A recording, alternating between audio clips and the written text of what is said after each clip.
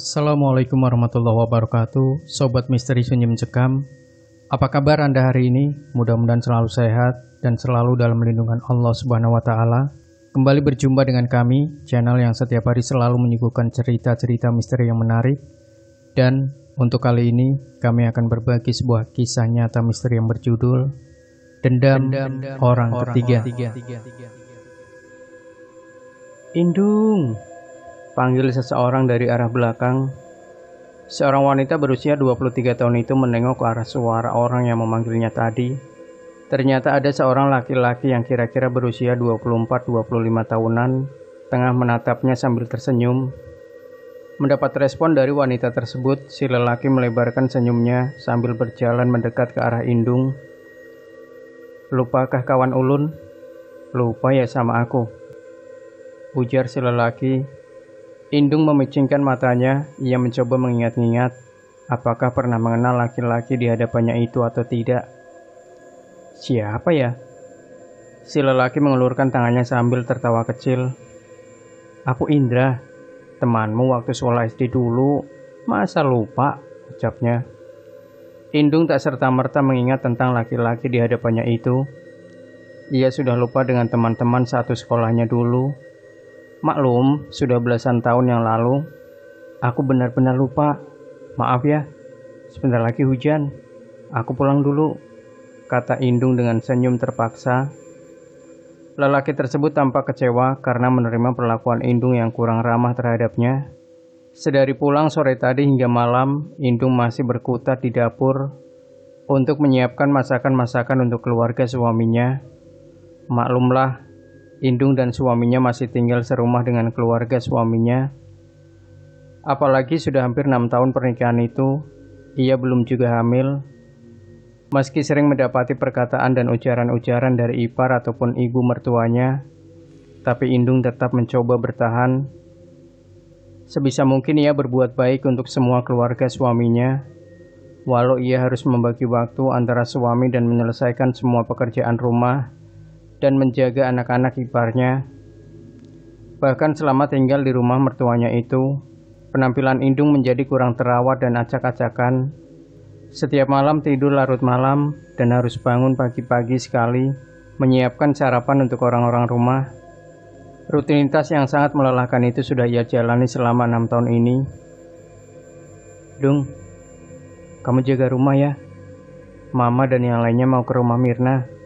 Mungkin besok atau lusa baru pulang," ujar mertuanya sambil memilih-milih sendal di dalam lemari.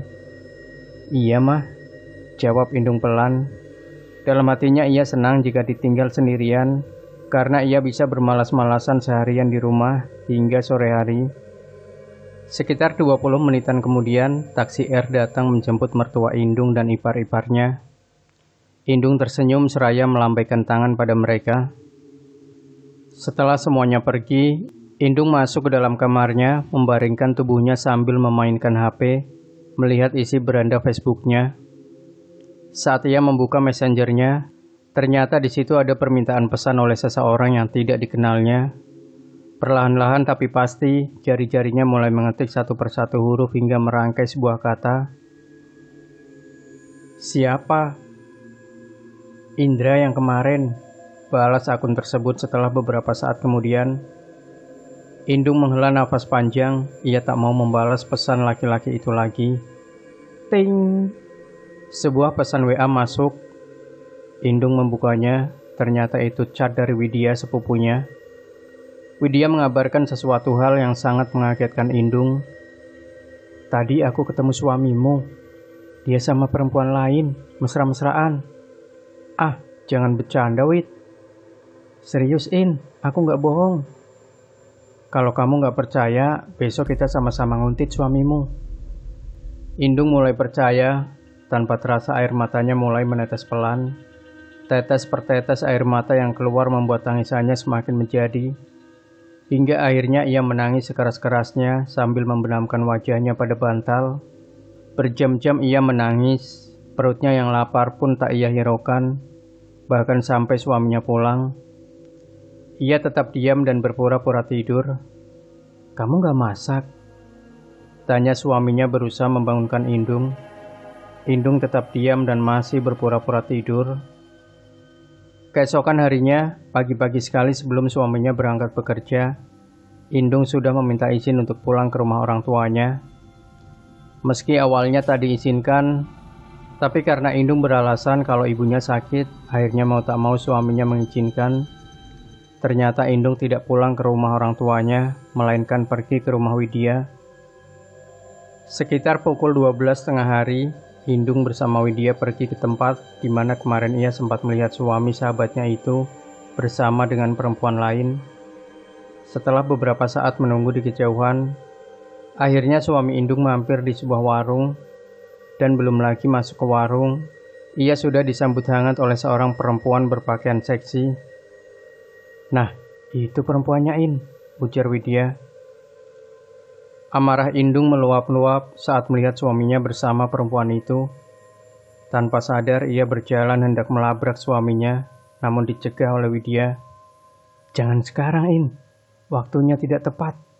Aku takutnya kamu yang akan dipermalukan pelacur itu," ujar Widya menahan tangan Indung.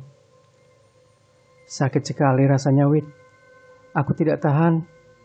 Rasanya aku ingin minta cerai saja," isak Indung. "Kamu harus bertahan, In. Untuk sementara ini, sambil kamu usahakan bagaimanapun caranya agar semua harta suamimu jatuh ke tanganmu. Setelah itu baru kau bongkar semua kelakuan busuknya itu. Kalau bisa sekalian saja kau laporkan ke perusahaannya, biar dia dipecat," ujar Widya. "Entahlah, Wid. Rasanya aku sudah tidak punya semangat hidup," ucap Indung. Indung, lihat aku. Kamu harus mengikuti saranku tadi. Laki-laki seperti itu tidak pantas ditangisi. Kau harus ambil alih semua harta dan tabungan suamimu, biar kamu bisa buka usaha dan membahagiakan dirimu sendiri," kata Widya seraya mengelus kepala Indung. Jujur, dulu aku juga pernah berada di posisimu sekarang, dan aku juga melakukan hal yang sama seperti apa yang aku sarankan padamu tadi. Dengan suamiku yang sekarang pun aku tidak mau sepenuhnya menyayangi dia. Aku menikah hanya karena aku terlalu malas bekerja. Aku juga tidak lagi mengharapkan kesetiaan dari pasanganku. Yang penting sekarang uang, hanya uang, In. Kau juga bisa menjadi sepertiku bila kau mau. Indung menatap wajah sahabatnya itu. Ia tak menyangka di balik wajah cantik dan imutnya, perempuan itu akan keluar kata-kata yang membuat Indung terkejut. "Sudah ya, jangan sedih lagi. Kau pantas bahagiain. Aku juga kadang tidak tega melihatmu diperlakukan layaknya pembantu di rumah mertuamu itu." Indung tersenyum, ia menyekat sisa-sisa air matanya. Lalu setelah puas jalan-jalan, kedua sahabat itu pun pulang. Indung sengaja menginap di rumah orang tuanya untuk menghilangkan sedikit rasa sedihnya. Ia ingin berusaha menata kembali hati dan perasaannya agar nanti ia tak terbawa emosi jika pulang ke rumah mertuanya. Hai. Isi messenger Indung dipenuhi oleh pesan-pesan dari lelaki bernama Indra yang mengaku teman sekolahnya dulu. Indung yang awalnya tidak mau membalas pesan-pesan dari Indra yang entah dari mana mendapatkan alamat FB-nya itu, akhirnya mulai membalas pesan-pesan singkat dari Indra. Keduanya mulai akrab, meski Indung tak juga mengingat Indra yang merupakan teman sekolahnya itu. 2 hari telah berlalu, Indung pun kini sudah mulai semangat lagi, dan hari itu ia berjalan pulang ke rumah mertuanya. Tidak lupa ia mampir dulu ke pasar dan membeli beberapa macam make up dan lain-lainnya yang dulu pernah ia pakai. Sesampainya di rumah, keponakan-keponakan suaminya Indung menyambut kedatangannya dengan sangat antusias. Namun Indung sedikit agak berubah. Ia tak mau lagi menggendong ponakan-ponakannya itu. Seisi rumah juga nampak kotor. Meski tangannya gatal ingin membersihkan rumah, namun ia tahan dan langsung masuk ke dalam kamar, lalu mengunci pintu hingga malam tiba. Ia bersolek dan memakai wewangian, kecantikannya kembali terpancar. Tak lupa ia juga mengupload fotonya ke FB dan mengganti foto PP-nya, dan langsung dikomentari dan di-like oleh Indra. Masya Allah, cantiknya istri orang. Begitulah kira-kira isi komentarnya. Foto PP-nya yang cantik membuat banyak sekali laki-laki yang mengirimi permintaan pertemanan padanya. Dan isi kolom komentar fotonya pun berisi banyak sekali pujian-pujian dari orang-orang. Tok tok tok.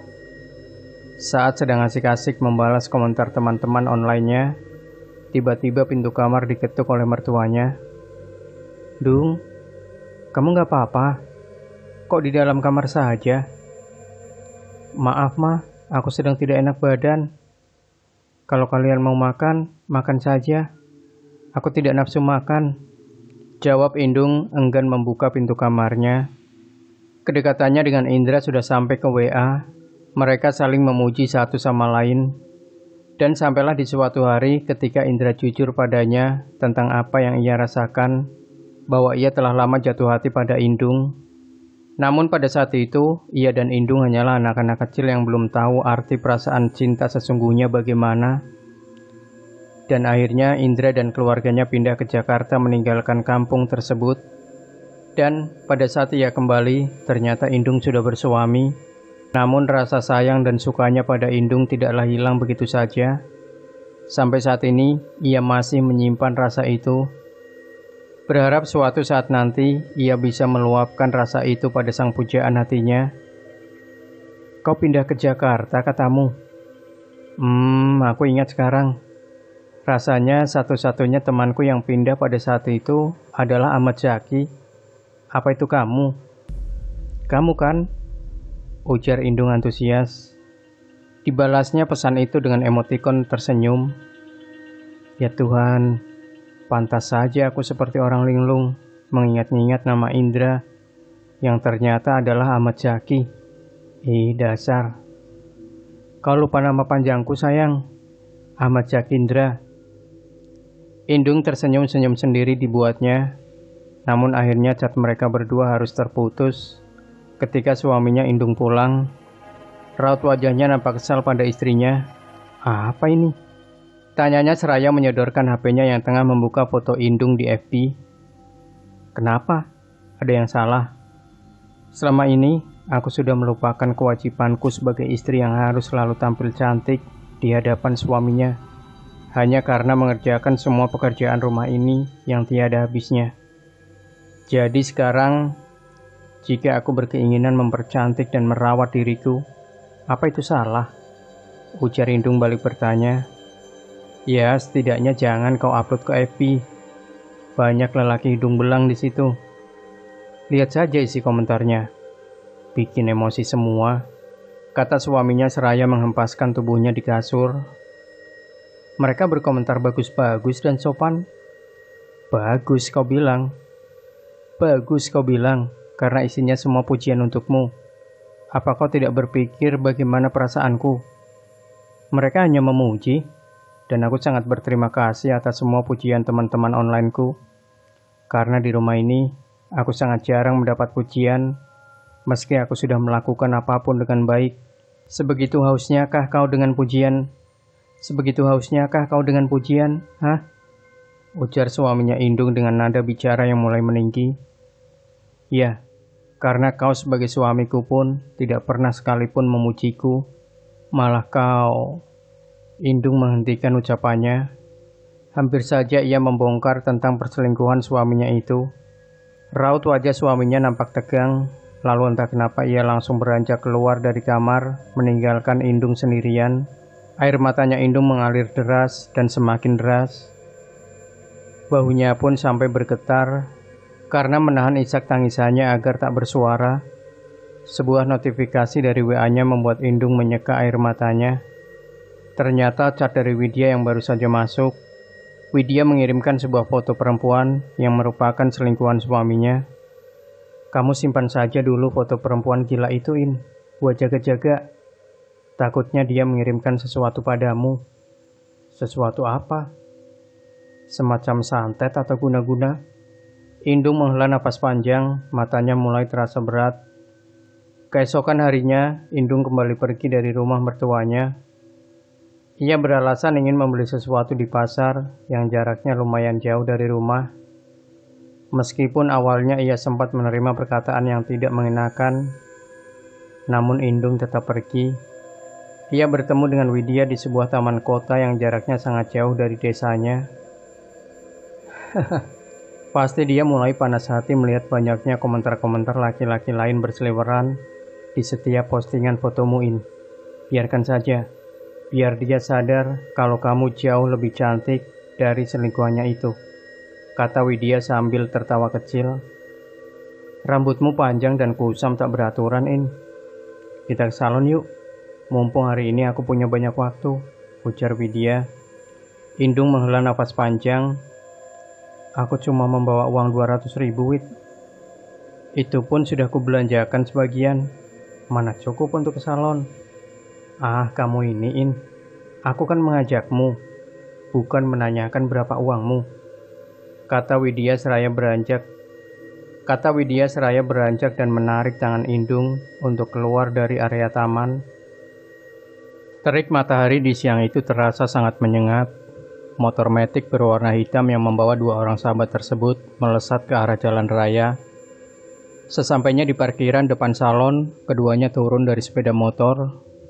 Indung nampak ragu, namun tangannya langsung ditarik oleh Widya. Nggak usah ragu-raguin, aku punya uang kok, katanya tersenyum. Tapi aku... Shh, udah ya, aku yang ngajak berarti aku yang bayar. Nanti kapan-kapan gantian, kamu lagi yang bayarin aku, potong Widya cepat. Rambut Indung disemuting dan dipotong pendek sebahu, juga dikasih pewarna rambut coklat kemerah-merahan yang membuatnya semakin bertambah cantik. Kamu sangat cantik, In, puji Widya sambil tersenyum ketika mereka berdua keluar dari salon. Terim, jangan ucapkan itu, In, aku gak mau, potong Widya seraya mengeluarkan kunci kontak motornya dari dalam tas. Aku lapar, kita makan di sana yuk, ajak Widya sembari menunjuk ke arah rumah makan yang berada di seberang jalan. Keduanya pun menyeberang ke arah rumah makan itu, dan entah bagaimana, saat mereka tiba di rumah makan tersebut, tatapan Indung tertuju pada seorang laki-laki yang tengah duduk di sebuah meja kosong. Itu adalah Indra, laki-laki yang beberapa hari ini sudah mulai akrab dengannya.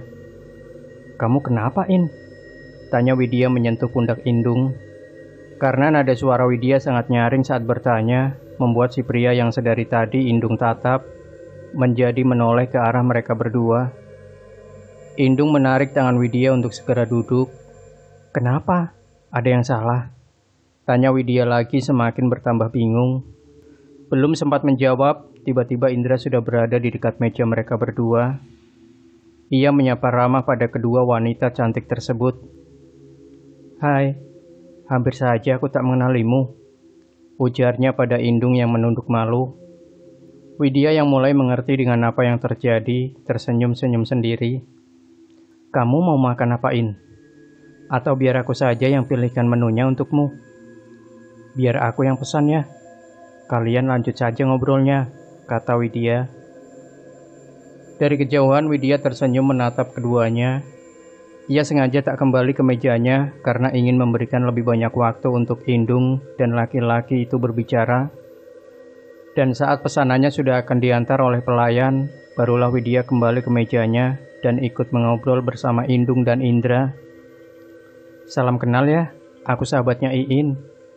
Kami sudah seperti saudara, bahkan nasib pun kami berdua sama. Sama-sama ditinggal selingkuh oleh pasangan, ujar Widya seraya tertawa kecil, membuat Indung menunduk. Ini serius? Padahal kalian berdua ini sangat cantik. Hanya laki-laki bodoh yang rela meninggalkan berlian demi batu kerikil, kata Indra seraya melirik Indung yang duduk berseberangan dengannya. Hahaha, ya begitulah yang namanya nasib. Terkadang batu kerikil memang dicari untuk dimainkan, lalu dibuang. Jelas berbeda dengan berlian. Melihat sahabatnya itu diam saja, Widya mulai menggodanya hingga Indung pun ikut tersenyum. In, aku titip tasku sebentar ya. Aku mau ke toilet, kata Widya yang lagi-lagi meninggalkan Indung bersama Indra. Sepeninggalnya Widya, Indra meraih tangan Indung dan menggenggamnya dengan hangat. Ada perasaan aneh yang tercipta dari hangatnya genggaman tangan tersebut. Bukannya aku menghasutmu. Tapi apakah kamu yakin bertahan dengan laki-laki yang jelas-jelas menyakitimu? Jujur, aku tidak ingin kamu disakiti oleh laki-laki itu terus-menerus. Kamu berhak bahagia, Tinggalkan laki-laki itu dan menikahlah denganku. Ucap Indra menatap mata Indung yang mulai berkaca-kaca. Aku serius, Aku masih sangat mencintaimu. Lanjutnya seraya mencium lembut punggung tangan Indung. Namun sayang, percakapan keduanya harus terhenti karena Widya sudah kembali dari toilet. Indung pun cepat-cepat melepaskan tangannya dari genggaman Indra. "Nggak apa-apa, lanjutin aja ngobrolnya," kata Widya seraya duduk di sebelah Indung. Setelah selesai makan, Indung yang sedari tadi tak mengeluarkan sepatah kata pun mengajak Widya untuk segera pulang. Namun Indra menatap Widya dengan tatapan yang dapat Widya artikan untuk mengatakan, "Jangan pulang terlebih dahulu." Itu pun lantas berkata pada Indung, "Maaf ya, tadi aku dapat telepon dari suamiku. Aku disuruh jemput dia. Makanya maaf banget, aku nggak bisa anterin kamu pulang," kata Widya. "Indra, boleh aku merepotkanmu sekali ini saja? Kalau bisa tolong ya, antarkan Indung pulang," ujar Widya memohon. "Tapi Wid, aku bisa pulang sendiri," sahut Indung. "Shh, aku akan mengantarmu pulang," potong Indra. "Tapi, udah ya aku duluan. Kamu pulangnya sama Indra aja," ujar Widya sebelum pergi. Wajah Indra nampak merah, berbeda dengan raut wajah Indung yang terlihat resah. Di luar rumah makan, Indra langsung mengajak wanita itu ke sebuah mobil. Ia juga membukakan pintu mobil itu untuk Indung. Bukannya mengantar Indung pulang, Indra malah mengajak Indung ke taman dan mengajaknya berbincang di sana. Kamu tunggu di sini sebentar ya," kata Indra. "Kamu mau kemana?" "Sebentar saja." Sepeninggal Indra, wanita itu duduk di kursi taman. Sambil menunduk, ia memainkan jari-jari lentiknya. Hatinya kacau, benar-benar kacau. Tidak berapa lama, Indra datang membawa 2 es krim dan seorang pengamen jalanan. Setelah Indra membukakan bungkus es krim untuk Indung, ia meminta pengamen itu menyanyikan sebuah lagu yang berjudul Menjaga Hati dari Yovie and Nuno. Petikan gitar dari pengamen untuk memulai lagu yang dipinta oleh Indra pun mulai terdengar. Saat bait demi bait lagu sudah dinyanyikan, Indung menundukkan wajahnya, apalagi ketika ia tahu kalau orang-orang yang berada di taman itu terus menatap ke arah mereka. Izinkan aku untuk terus berusaha mengukir kebahagiaan di hatimu," ucap Indra lembut. Indung terdiam, ia menundukkan kepalanya dalam-dalam seraya menggigit bibirnya. Ia biarkan es krim di tangannya meleleh begitu saja. Panggil Indra. Namun saat Indung menoleh, Indra menempelkan es krim miliknya ke bibir Indung. "Enak kan?" Indung terpaksa mengecap bekas es krim yang menempel di bibirnya tanpa berkata-kata. Seiring dengan tenggelamnya sang mentari, rintik-rintik hujan mulai turun dari langit, membuat Indra bergegas melepaskan jaket yang ia gunakan untuk menutupi kepala Indung. Indra membiarkan tubuh atletisnya diguyur oleh rintik hujan yang sudah mulai deras. Setelah Indung sudah masuk ke dalam mobil, Indra memasang kembali bajunya yang basah. Lalu tanpa berkata-kata, ia melajukan mobilnya menembus deras hujan yang mengguyur kota. "Kamu pulang kemana, Tanya Indra sedikit menggigil. Ke rumah mertuaku," jawab Indung pelan. "Kamu tunjukkan jalan ya," ujar Indra yang langsung ditanggapi anggukan oleh Indung. Namun baru sampai di jalan utama desa, ternyata di sana sudah ada Widya yang menunggu. Bajunya basah kuyup sambil menenteng bungkusan plastik. Hujan sudah mulai reda ketika itu. Indung keluar dari dalam mobil bersama Indra. "Sudah sampai di sini, biar Indung pulang bersamaku ya," ujar Widya. Indra tersenyum dan mengangguk. Indung naik ke boncengan motor, lalu kedua sahabat itu pergi menuju rumah mertuanya Indung. Sementara Indra masih berdiri di samping mobilnya sambil terus melihat ke arah Indung dan Widya hingga hilang dari pandangan. Widya mengerem motornya tiba-tiba dan memberikan sebotol air untuk Indung. "Kamu basahi dulu bajumu, In.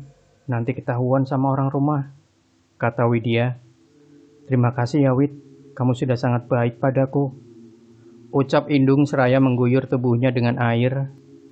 "Kebahagiaanmu adalah kebahagiaanku juga, In. Aku senang kalau kau bisa membuka lembaran baru lagi," jawab Widya tersenyum.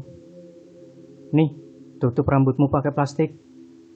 Saat sampai di depan rumah, mertuanya Indung langsung memarahinya yang pulang tak ingat waktu. "Maaf Bu, ini bukan sepenuhnya salah In kok. Saya yang ngajak dia ke salon, terus masak di rumah sampai lupa waktu. Ini hasil masakan kami tadi. Tolong jangan marahi Indung ya Bu, ini salah saya," kata Widya seraya menyerahkan bungkusan berisi rantang itu pada mertuanya Indung. "Ya sudah, masuk kamu. Suamimu sudah pulang kerja dari tadi," ujar ibu mertuanya. "Saya permisi ya," ucap Widya berpamitan. Di dalam kamar, setelah mandi, Indung langsung dimarahi oleh suaminya habis-habisan karena sudah pergi ke salon dan lain-lain. "Kamu tahu kan, kalau aku tidak pernah suka melihat kamu berdandan seperti pelacur begini. Aku tidak suka jika laki-laki lain menatapmu dengan tatapan penuh nafsu. Yang menjijikan, kenapa laranganku kamu langgar, hah? Apa si Widya itu yang mengajarimu menjadi istri pembangkang?" bentak suaminya. Indung tetap memilih diam meski sudah dibentak sedemikian rupa. Namun saat lelaki yang menjadi suaminya itu mulai menyinggung masalah orang tuanya, Indung mulai naik pitam. Dengan berderai air mata, ia tunjukkan foto perempuan yang merupakan selingkuhan suaminya itu. "Ini siapa? Aku melihat dengan kedua mataku sendiri kalau kau berpelukan dengan wanita ini. Kenapa kau tega melakukan itu di belakangku? Hah? Apakah semua yang aku lakukan di rumah ini selama ini kurang? Kenapa jika kau marah masih menyinggung-nyinggung keluargaku? Kenapa?" teriak Indung lantang. Suaminya terdiam, ia duduk di ujung tempat tidur dengan masih memegangi HP-nya. "Mulai malam ini, detik ini, aku minta cerai," ujar Indung bergetar. Ia sudah mantap dengan keputusannya. Perkataan Indra saat di rumah makan itu seolah menjadi pembuka pikirannya akan pentingnya kebahagiaan dirinya sendiri. Indung mengambil HP-nya dan langsung bergegas keluar kamar. Tanpa menoleh sedikit pun, ia berjalan ke arah pintu rumah. Indung berjalan di tengah gelapnya malam sambil menangis. Ia membuka WA-nya dan mengabarkan tentang apa yang ia alami saat itu. Respon Widya sangat cepat. Dan hanya beberapa saat saja, Widya sudah berada beberapa meter di depannya. Lampu motornya menyoroti tubuh Indung. "Astaga, tega sekali mereka padamu, In," ucap Widya. "Aku tidak diusir, Wid, tapi aku pergi sendiri." "Lalu, sekarang kamu mau kemana?" tanya Widya. "Kalau aku menginap di rumahmu dulu, boleh tidak, Wid?"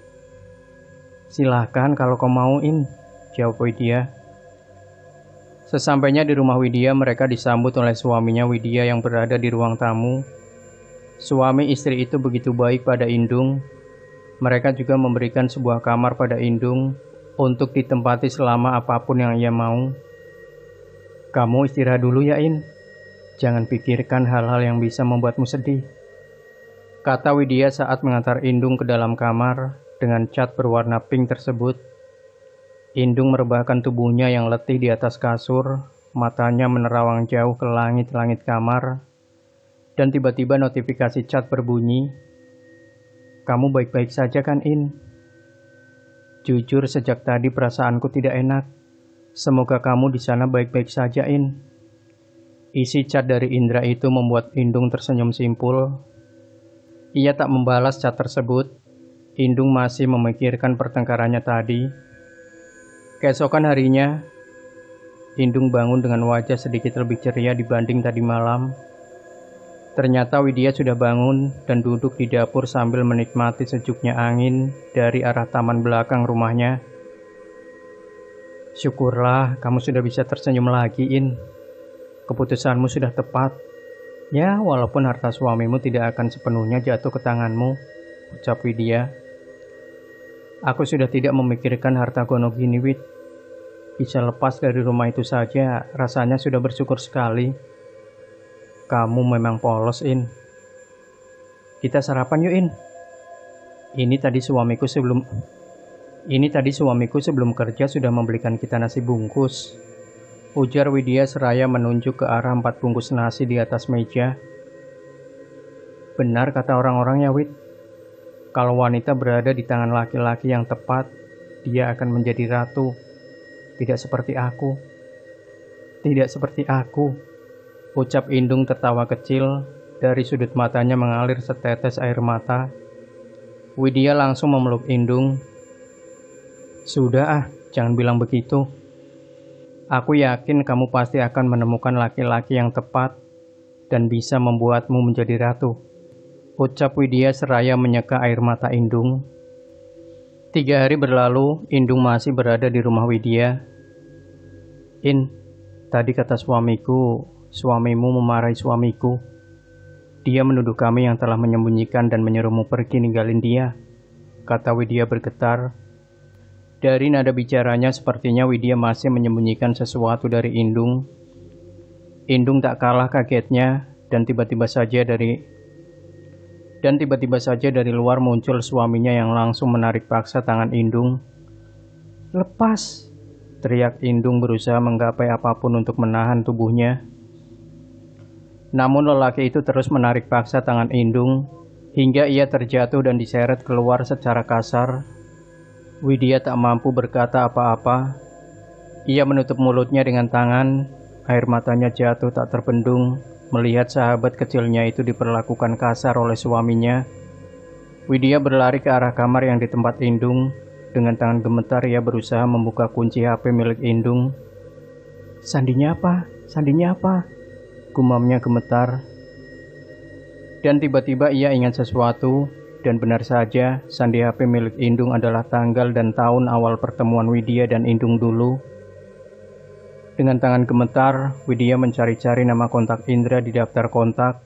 Namun ia tak menemukan satupun kontak bernama Indra di sana. Dan setelah ia membuka chat WA milik Indung, ternyata Indung menamai Indra dengan nama teman. Halo, ini aku Widya, temannya Iin. Iin dalam masalah besar, ujar Widya seraya menceritakan semua kejadiannya dari awal hingga pada saat Indung ditarik paksa oleh suaminya.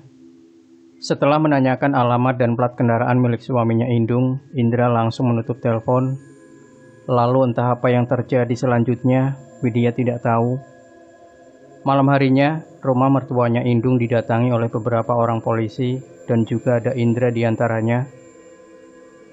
Suaminya Indung dibawa ke kantor polisi dan Indung diminta menceritakan awal kronologi kejadian hingga ia mendapatkan KDRT dari suaminya. Indra menemani dan sedikit memaksa Indung menceritakan semuanya di hadapan polisi. Kami tidak bisa menindaklanjuti kasus ini jika ibu sendiri tidak mau menceritakan semuanya pada kami, ujar polisi itu. Baik Pak, saya minta waktu sebentar. Saya akan memanggil salah satu saksi lain kemari. Indra berjalan keluar dari kantor dan mencoba menelpon Widya melalui HP milik Indung. Halo Wid, urusannya sudah ke kepolisian. Indung masih diam tak mau bercerita. Apakah kamu bisa datang kemari untuk membujuknya? Iya, aku segera ke sana, jawab Widya. Bagaimana polisi bisa membantu semua ini kalau kamu sendiri diam? Tolong pikirkan masa depanmu. Pikirkan kebahagiaanmu. Katakan yang sejujurnya aku mohon, bisik Indra. Singkatnya saat Widya datang ke sana, Indra langsung keluar. Widya memeluk Indung dan menceritakan semuanya pada polisi. Laki-laki itu juga mengancam saya dan suami saya jika kami tidak mengatakan keberadaan Iin, Pak, ujar Widya. Apa ada bukti pengancaman itu, Bu? Tanya polisi. Ya Tuhan, apa semuanya harus ada bukti tertulis dulu, Pak? Bentak Widya. Karena Widya bicara sambil marah-marah, akhirnya ia disuruh keluar oleh polisi. Dan karena Indung masih diam saat ditanya, akhirnya kasus Indung tidak diperpanjang lagi dan semuanya murni dianggap kesalahpahaman, serta diusulkan untuk menyelesaikannya secara kekeluargaan. Indra mengumpat kesal. "Kenapa kau tak jujur, In? Kenapa, hah?" tanya Indra. "Aku yakin Indung pasti diancam oleh laki-laki setan itu. Betul kan, In?" Tangis Indung pecah. Ia mengangguk. Indra bermaksud untuk menarik tangan Indung untuk kembali masuk ke kantor polisi, namun ditahan oleh Widya. "Tidak ada gunanya, Indra. Laki-laki sialan itu memang bajingan. Setan dia," umpat Widya. Dan beberapa saat kemudian, suaminya Indung keluar dan tersenyum licik pada Indra dan juga Widya. Ia menarik Indung dan membawanya pulang menaiki ojek. "Sial," bentak Indra. Hampir saja ia memukul laki-laki itu, andai Widya tidak menahan tangannya. Sudah beberapa hari berlalu, Indung kembali menjalani hari-harinya seperti biasa di rumah itu. Semua alat make up-nya habis dibuang oleh suaminya, dan rambutnya pun dicat warna hitam lagi, dan dikuncir satu seperti biasa. HP-nya yang lama tidak dibolehkan untuk diambil karena berada di rumah Widya. Entah kenapa sejak tadi malam, suaminya Indung mengeluhkan sakit di bagian perut. Bahkan jika sudah datang sakitnya, ia sampai berguling-guling sambil memegangi perutnya. Sudah dipanggilkan Bu Mantri, namun katanya hanya mulas biasa, dan hanya dikasih obat sakit perut. "Aduh, perutku sakit sekali. Rasanya seperti ditusuk jarum," rengek suaminya Indung. Dalam hatinya Indung merasa bersyukur karena suaminya itu sakit. Tapi di sisi lain, dia juga lelah mengurusnya, ditambah lagi mengurus isi rumah.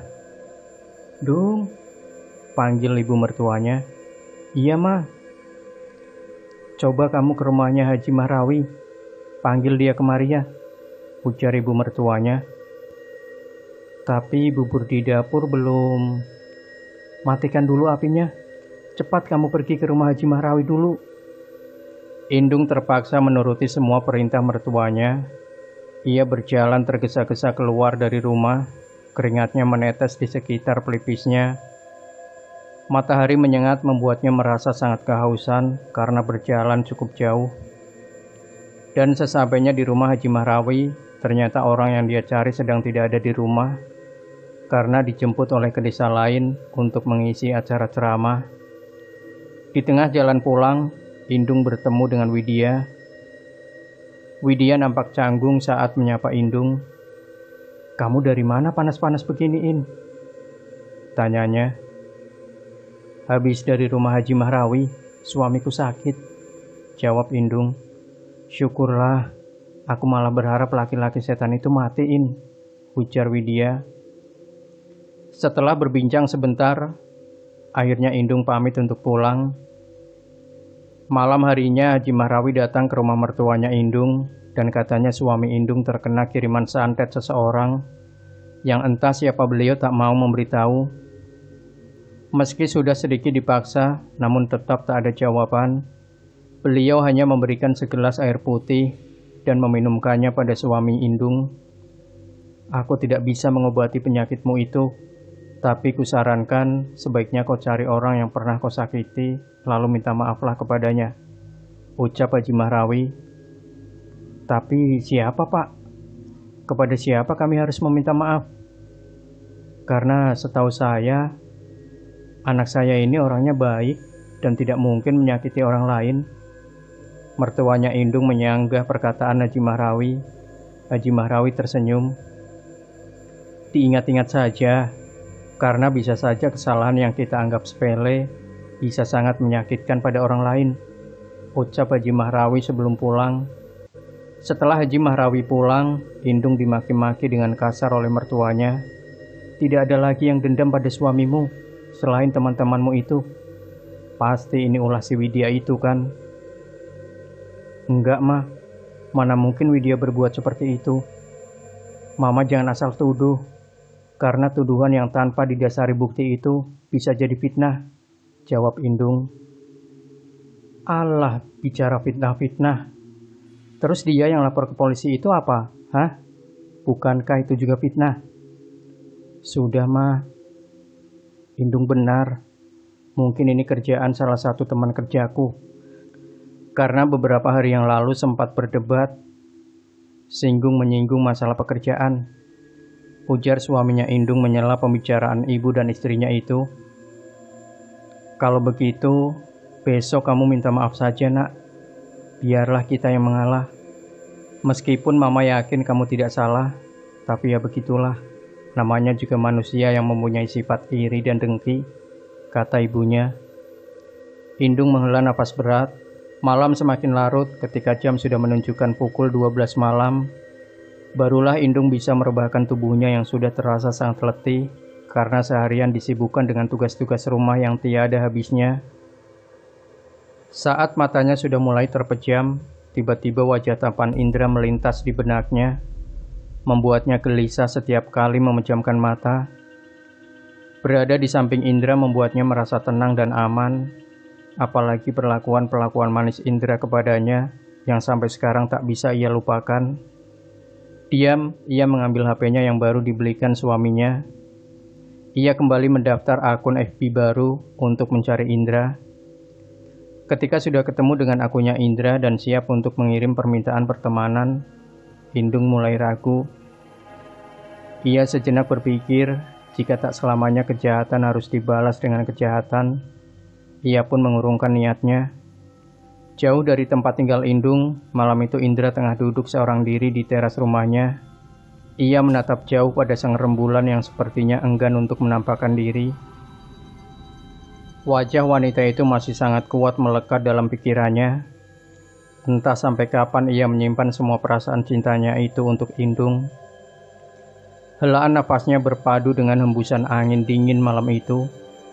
Keesokan harinya, keadaan suami Indung sudah lumayan membaik.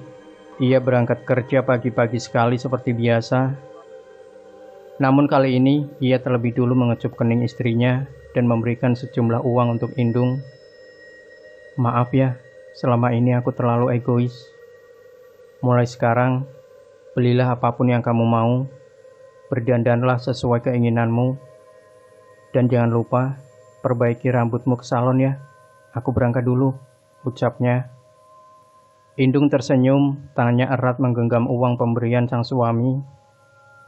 Dari kejauhan, seorang lelaki yang mengenakan jaket hitam dan celana jeans panjang yang sedang duduk di atas sepeda motor itu nampak mengepalkan tangan setelah memperhatikan rumah mertua Indung cukup lama. Saat suami Indung sudah lewat, didekati lelaki tersebut. Lelaki itu langsung menutup kaca helm dan perlahan-lahan mengikuti suami Indung. Dan setelah lumayan cukup lama mengikuti dari belakang, tiba-tiba suaminya Indung berbelok ke jalan sebuah perumahan sederhana. Di salah satu halaman rumah itu, suami Indung memarkirkan sepeda motornya dan langsung bergegas masuk ke dalam rumah. Lelaki misterius yang sedari tadi mengikuti juga memarkirkan motornya tak jauh dari jalanan. Saat helmnya terbuka, ternyata itu adalah Indra. Perlahan-lahan Indra berjalan ke arah rumah yang dimasuki oleh suami Indung. Perumahan itu sepi dan hanya dihuni oleh beberapa keluarga saja. Saat Indra sedang mengendap-endap di samping rumah tersebut, terdengar pertengkaran dua orang dari dalam rumah. Indra mendengarkan dengan seksama, tak lupa ia juga merekam suara itu. Aku tidak bisa menceraikan istriku, tapi aku sedang hamil. Sementara istrimu itu sama sekali tidak bisa memberikan anak untukmu. Bukankah dulu kau pernah mengatakan kalau kau ingin anak dariku? Lalu kenapa sekarang kau ingin pergi meninggalkan aku dan anakmu? Hah? Teriak seorang wanita yang menjadi lawan bicara dari suaminya Indung. Yang pasti aku tidak bisa menikahimu. Apa kata orang tuaku kalau tahu aku menghamili gadis warung sepertimu? Isakan tangis dari perempuan itu terdengar semakin keras. Ia berteriak dan memaki pada suami Indung hingga suaranya parau. Indra yang awalnya hanya ingin mencari bukti-bukti untuk digunakan menghancurkan rumah tangga Indung dan suaminya itu, akhirnya tak tega mendengar tangisan dari wanita simpanan tersebut. Indra bergegas berlari ke arah pintu dan langsung masuk dengan paksa. "Dasar bajingan kau. Kau harus bertanggung jawab dengan perbuatanmu, bangsat," ujar Indra marah. "Kau siapa? Ikut campur urusanku. Kalau aku tidak mau, kau bisa apa?" Karena saking emosinya, tanpa basa-basi Indra langsung menghajar lelaki tersebut. Berkali-kali pukulannya telak mengenai bagian wajah dan dada suaminya Indung. Namun ternyata lelaki itu tak habis akal. Ia berlari ke arah dapur dan mengambil pisau yang tergantung di dinding. Indra sempat ragu untuk menyerang, tetapi karena ia melihat pergerakan suaminya Indung yang nampak membabi buta, dengan mudahnya membuat Indra menumbangkan si lelaki itu. Indra menampar muka lelaki tersebut hingga berdarah-darah.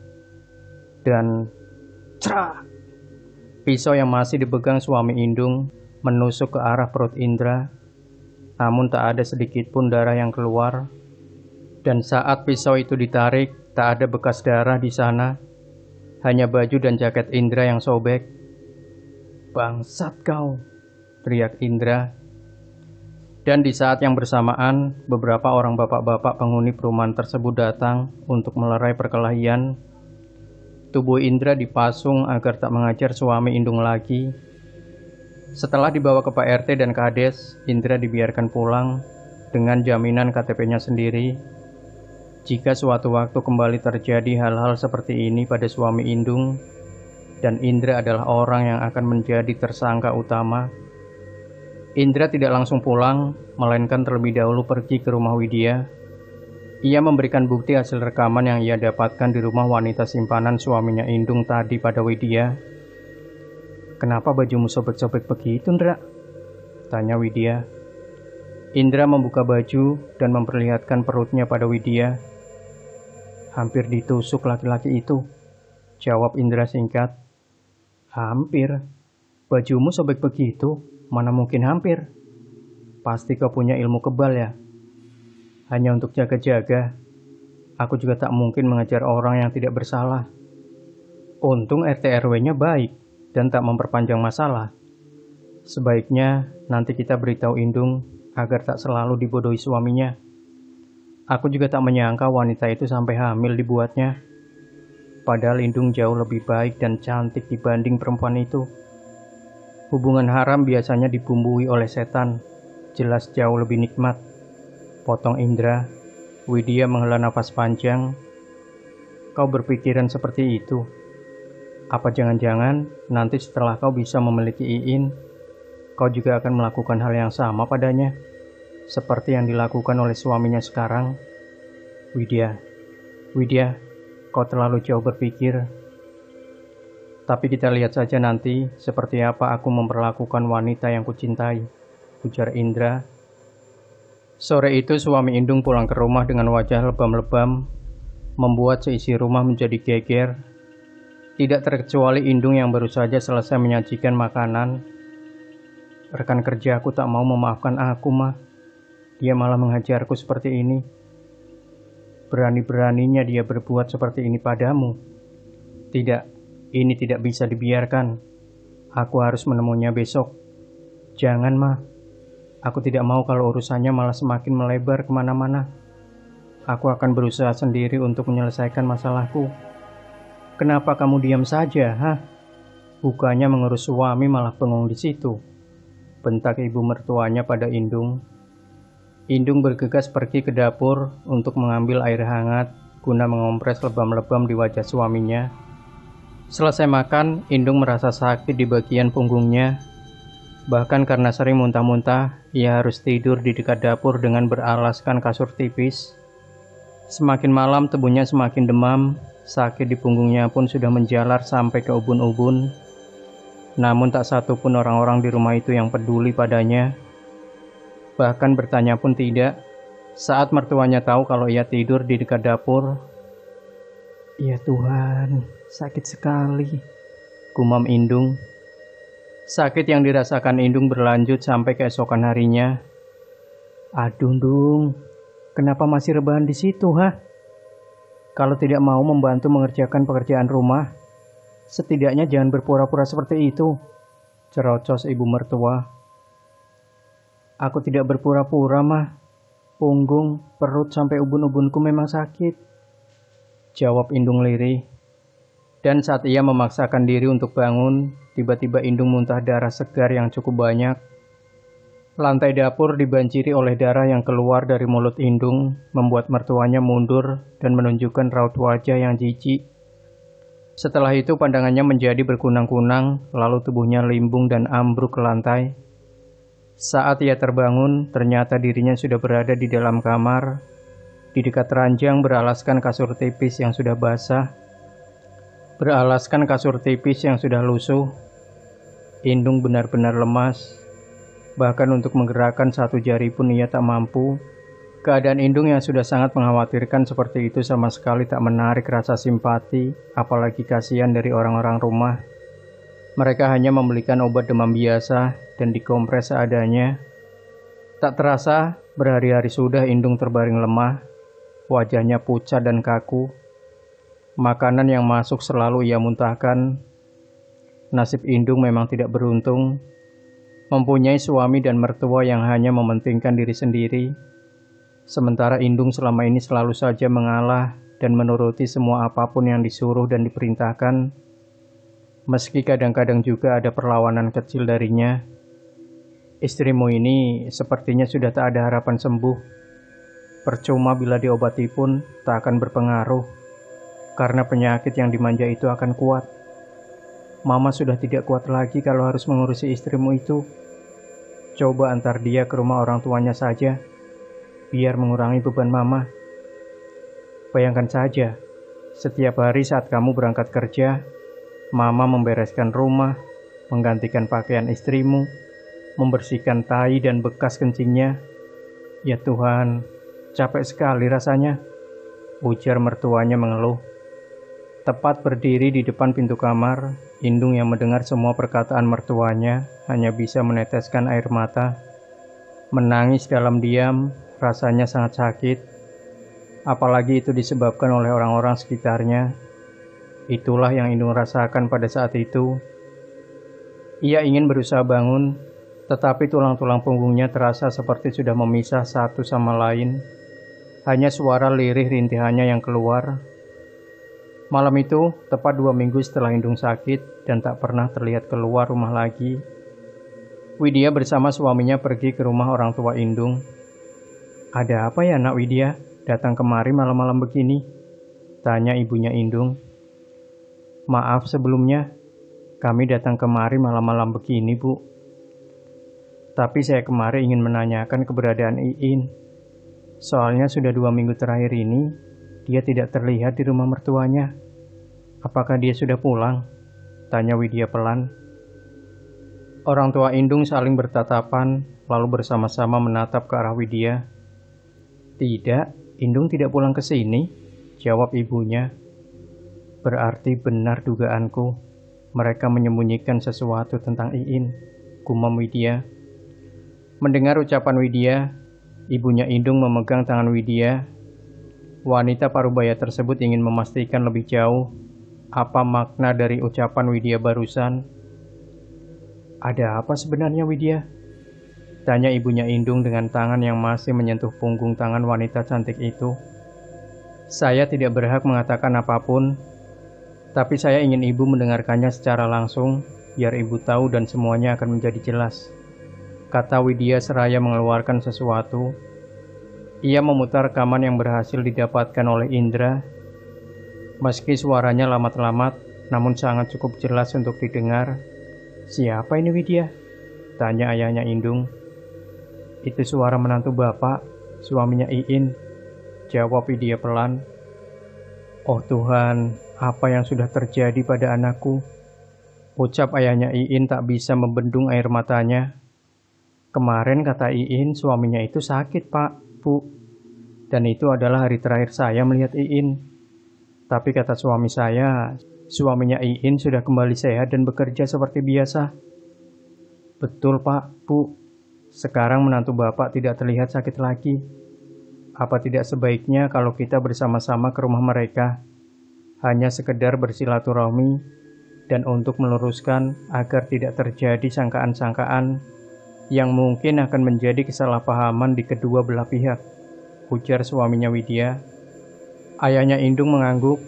Ia setuju untuk segera pergi ke rumah besanya untuk mengetahui apa yang sebenarnya terjadi pada anak kesayangannya itu. Kalau mau berangkat sekarang, ayo, mari Pak. Kebetulan hari ini saya kebagian tugas bawa mobil, jadi kita bisa sekalian bersama-sama ke sana, kata suami Widya sambil tersenyum. Orang tuanya Indung bergegas bersiap-siap.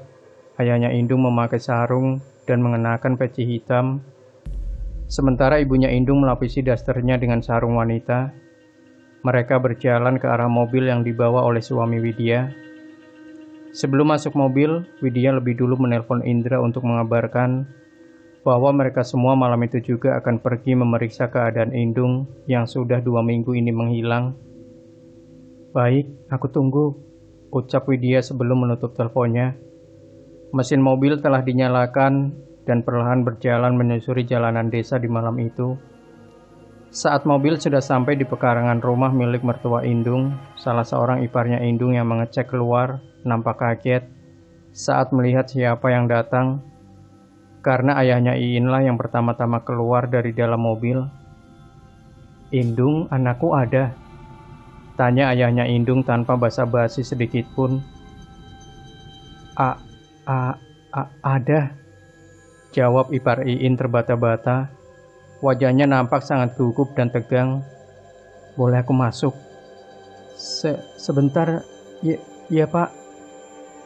Saya panggilkan Mama dulu, ujarnya seraya menutup pintu dengan tergesa. Cukup lama kedua orang tua Indung dan juga Widya berdiri di depan pintu, menunggu seseorang keluar lagi untuk membukakan pintu rumah. Lama sekali. Pasti ada apa-apa di dalam ini, cetus Widya sembari mengintip celah lubang di pintu. Tok tok tok. Ada apa sih di dalam? Hah? Orang tua Iin cuma mau melihat anaknya. Kenapa malah dikunci seperti ini, ha? Teriak Widya yang sudah terlampau jengkel dengan sikap orang-orang di rumah itu. Sekitar setengah jam telah berlalu, barulah pintu dibuka oleh keponakan suaminya Iin. Tanpa berkata apa-apa, ayahnya Iin langsung masuk ke dalam rumah, memanggil-manggil nama Iin. Di mana Indung anakku? Tanya ayahnya Indung dengan nada yang cukup tinggi pada bisanya tersebut. Tenang dulu, kau ini mau bersilaturahmi atau ngajak ribut, ha? Tenang bagaimana? Pintu rumah saja dikunci saat aku minta masuk. Tadi itu kami lagi makan. Bukannya apa-apa. Kalau tidak percaya, lihat saja sendiri ke dapur. Indung di mana? Widya yang memang sedari dulu sudah geram dengan mertuanya Iin itu pun langsung mendorong tubuh wanita itu hingga tersandar ke dinding dan membuka celah untuk masuk ke dalam pintu kamar yang ditempati Indung dan suaminya. Kret. Puk. Astaga, Iin, gumam Widya saat pintu kamar terbuka. Indung dan suaminya berada di dalam kamar, dan suaminya terlihat sedang menyuapi Indung makan di atas ranjang. Iin, kenapa? Ya Tuhan, panas sekali badanmu, In. Jari-jarimu membiru, ucap Widya. Plak! Sebuah tamparan keras mendarat di pipi suaminya Indung. Apa yang telah kulakukan pada sahabatku, hah? Teriak Widya. Ayahnya Indung berjalan ke arah menantunya. Dengan geram ia menghajar laki-laki itu dengan penuh emosi. Sementara ibunya Indung hanya bisa menangis terseduh-seduh sambil memegang tangan Indung. Widya juga tak kalah sadisnya. Ia mengambil HP yang berada di atas bantal dan melemparnya ke kepala suami Iin. Ibu mertua Iin yang tak terima anaknya dipukuli seperti itu mencoba mendorong Widya. Dan alhasil, aksi jambak-jambakan pun terjadi. Widya yang memang masih muda itu jelas mampu mengamuk lebih kuat dibanding mertuanya itu. Gumpalan rambut beruban milik mertuanya Indung yang berhasil ditarik paksa oleh Widya melekat di genggamannya. Hingga beberapa saat kemudian, orang-orang di sekitaran rumah mertuanya Indung mulai berdatangan bersama dengan Pak RT. Bertepatan dengan itu, suaminya Iin yang gusar melihat ibunya diperlakukan sesadis itu oleh Widya, langsung mendorong tubuh ayah mertuanya sampai membentur lemari, dan darah seketika mengalir dari pelipisnya. Plak! Wajah Widya memar, terkena tamparan keras oleh suaminya Indung. Nafasnya terasa sesak, namun saat itu juga mereka bertiga langsung dipegangi oleh orang-orang, dan saat akan dibawa keluar, Widya mencakar wajah mertua Indung dengan kuku-kukunya hingga terluka. Sesampainya di luar rumah, Widya langsung dilepaskan dan diserahkan oleh suaminya. Ya Tuhan, kenapa sampai berdarah-darah sayang? Kamu itu kemana aja, ha? Aku dikeroyok 2 bajingan itu tahu, bentak Widya. Saat semuanya sudah sedikit tenang, ayahnya Widya pun dipapah dan dibawa keluar. Bersamaan dengan itu, Indra datang dengan menaiki sepeda motornya. Ada apa, Wid? Kenapa seramai ini? Tanya Indra. Iin hampir mati di dalam sana, dan kau masih tanya kenapa? Dasar bodoh, bentak Widya yang masih tak bisa mengendalikan emosinya. Mendengar perkataan Widya, Indra langsung bergegas masuk ke dalam rumah, namun dihalangi oleh ipar-iparnya Indung. Ada orang yang sedang sakit dan butuh pertolongan di dalam. Kenapa dihalangi seperti ini jalan masuknya? Bentak Indra. Teriakan ibunya Iin meminta tolong dari dalam rumah dan membuat Indra tetap memaksa masuk, diiringi oleh Pak RT dan suaminya Widya. Ternyata Iin kejang-kejang dengan mata yang melotot. Dari mulutnya keluar banyak sekali cairan berbau busuk. Tanpa berpikir 2 kali, Indra langsung melepaskan bajunya untuk mengelap mulut Indung. Lalu ia menggendong tubuh itu dan membawanya keluar rumah. Air matanya tak berhenti menetes melihat wanita yang dicintainya selama ini mendapatkan perlakuan sejahat itu dari orang-orang yang sangat dekat dengannya. Ia melangkah menuju ke arah mobil dengan diiringi puluhan pasang mata dari warga yang menatapnya. Suaminya Widya dengan sigap membukakan pintu mobil. Bawa dia ke rumah pamanku, ujar Indra. Pamanmu? Di mana? Tanya Widya. Haji Mahrawi, jawab Indra yang terus memeluk tubuh Indung. Motormu bagaimana, Indra? Takutnya nanti kalau ditinggal di situ bakal dirusak sama mereka, kata suami Widya. Motor masih bisa dibeli. Lebih baik jalankan mobilnya ke rumah Haji Mahrawi, sanggah Widya mulai emosi lagi. Tanpa mereka sadari, kedua orang tua Indra masih berada di pekarangan rumah besarnya itu bersama Pak RT dan beberapa warga lain. Beliau dibawa ke rumah Pak RT untuk dimintai penjelasan tentang kejadian heboh yang terjadi di malam itu. Sementara di dalam mobil, tubuh Indung sudah mulai berhenti kejang-kejang, akan tetapi kini tubuhnya terasa sangat dingin. Tolong lebih cepat lagi, ujar Indra terus menggosok-gosok lengan Indung, berharap akan membuat tubuh wanita itu sedikit lebih hangat.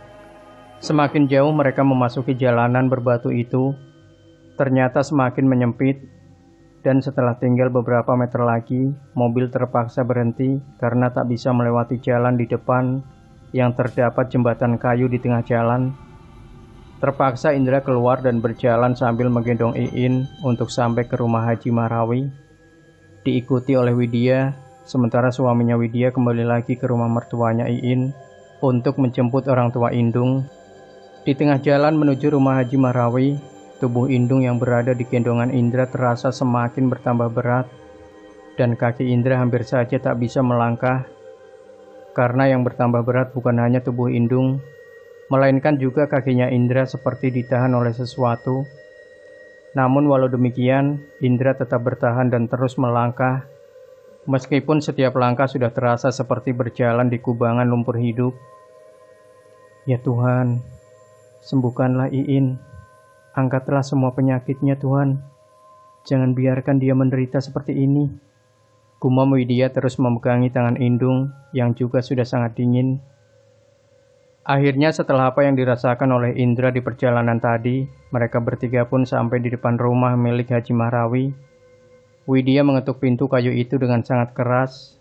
Saat pintu terbuka, nampak Haji Mahrawi menatap Indung dengan tatapan aneh. Lalu dengan tergesa beliau menyuruh mereka masuk.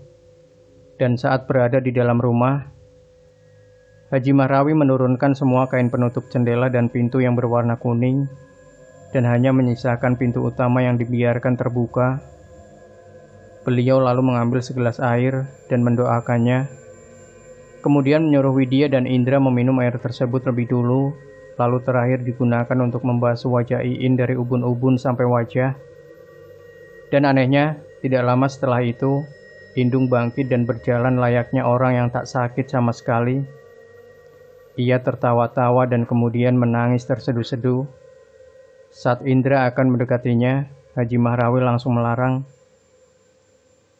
Biarkan dia berlakon sesuai apa yang dia rasakan. Tubuhnya sudah dikuasai oleh jin kafir, kata Haji Mahrawi. Nafas Widya turun naik mendengar perkataan itu. Ia sangat takut kehilangan Iin yang sudah dia anggap sebagai saudaranya tersebut. Tolong bantu Iin, Pak. Tolong sembuhkan dia, isak Widya. Aku hanya perantara, sembuh atau tidak itu sudah menjadi kehendaknya. Kita hanya bisa berdoa dan berusaha. Selebihnya, serahkan aja pada yang di atas. Indung menangis, tertawa, meracau dan menari-nari di ruangan itu. Dan setelah beberapa lamanya menunggu, akhirnya makhluk kiriman yang berada di dalam tubuh Iin mulai merespon. Dengan keberadaan orang-orang di sekitarnya. Barulah Haji Mahrawi berbicara dengan lemah lembut pada sosok itu agar mau meninggalkan tubuh Indung tanpa harus saling menyakiti. Aku akan pergi, karena jika aku pergi, majikanku tak akan memberiku makan. Suara yang keluar dari mulut Indung itu terdengar berat. Haji Mahrawi menghela nafas panjang. Jujur, aku sama sekali tak bisa mengatasi hal yang seperti ini. Santet yang dikirimkan ini sangat jarang adanya dan bertujuan untuk menyiksa sebelum membunuh. Jika target belum mati atau bisa mengatasinya, maka satu persatu keluarganya lah yang akan menjadi korban selanjutnya dari santet tersebut. Walau aku sering berurusan dengan jin-jin penunggu pohon atau rumah, tapi jelas sangat jauh berbeda dari yang ada di hadapan kita sekarang ini. Lalu bagaimana? Saya tidak mau jika Indung yang menjadi korbannya. Aku akan mencoba, tapi jangan terlalu berharap banyak. Bantulah dengan doa. 3 hari lagi, ucap Indung tiba-tiba. Apa maksudnya, Pak? Tanya Widya. Kita hanya punya waktu 3 hari sebelum wanita itu meninggal. Kuat dugaanku kalau pelakunya adalah suami dari wanita ini. Bukan, justru dialah yang menjadi sasaran utamanya. Karena yang aku lihat, si pengantar santet ini memiliki masalah yang cukup besar dengan laki-laki itu. Makanya saat pertama kali aku berurusan dengan makhluk tersebut, aku hanya memberikan air tawar dan hanya bisa untuk sementara membelenggu jin kafir itu dari tugasnya. Kira-kira siapa pengirimnya itu, Paman? Tanya Indra. Perempuan, tapi wajahnya sulit untuk kulihat. Perempuan? Gumam Widya lalu menatap Indra dan mata mereka saling bertatapan. Jangan-jangan, ujar keduanya bersamaan. Yang kamu rekam itu, Indra? Yang hamil itu? Kata Widya. Iya, pasti yang itu, sahut Indra. Suara gaduh orang bercakap-cakap terdengar dari luar rumah yang ternyata adalah orang tua Indung dan suaminya Widya. Indra beranjak dan masuk ke sebuah kamar. Lalu untuk beberapa saat kemudian, ia keluar lagi dengan menggunakan baju kaos oblong berwarna putih yang sudah lusuh. Aku pinjam mobilmu sebentar, katanya pada suami Widya. Mau kemana, Indra? Tanya suami Widya, seraya mengeluarkan kunci mobil dari kantong celananya. Ke rumah perempuan simpanan itu, jawab Indra singkat sebelum pergi. Temani sana, nanti dia berbuat macam-macam, ujar Widya mendorong pelan lengan suaminya. Macam-macam gimana? Orangnya baik dan perhatian begitu pada Iin. Mana mungkin dia berbuat macam-macam, bantah suami Widya. Bukan yang itu. tapi aku takut kalau dia akan menyakiti orang lain. Mendengar perkataan Widya, barulah suaminya paham dan bergegas menyusul Indra. Namun ia kalah cepat, karena sempat beberapa kali jatuh tersandung batu. Mobil yang dikendarai Indra pun perlahan sudah pergi dan hanya meninggalkan debu yang berterbangan. Saat keluar dari gerbang desa, Indra terus menambah kecepatan mobilnya. Dan karena sangat cepat, hampir saja Indra mengalami kecelakaan saat berada di sebuah tikungan yang cukup tajam. Singkatnya, Indra pun sampai di perumahan yang ia tuju. Setelah keluar dari mobil, Indra melangkah dengan cepat ke arah salah satu rumah. Rumah tersebut tampak gelap dan sunyi seperti tak berpenghuni. Tetapi walaupun begitu, ia tetap saja mengetuk pintunya dengan sangat keras.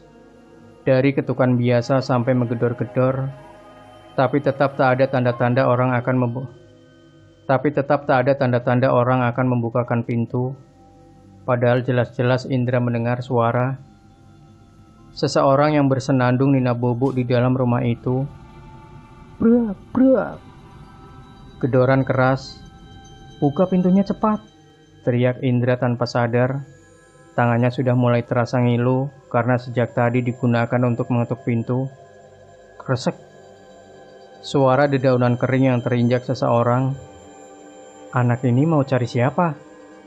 Tanya seorang bapak-bapak yang datang entah dari mana. Saat Indra menoleh pada orang yang berada di belakangnya itu, cahaya senter tepat diarahkan ke wajahnya, dan si bapak langsung mengerutkan kening. Oh, kamu ini yang ribut di sini tempo hari itu kan? Maaf pak, iya memang benar saya yang berkelahi waktu itu. Tapi kedatangan saya kemari sekarang sama sekali tidak ingin mengganggu atau apapun. Saya hanya ingin mencari perempuan yang tinggal di rumah ini. Tapi nak, wanita muda yang kau cari itu sudah meninggal seminggu yang lalu. Mati bunuh diri.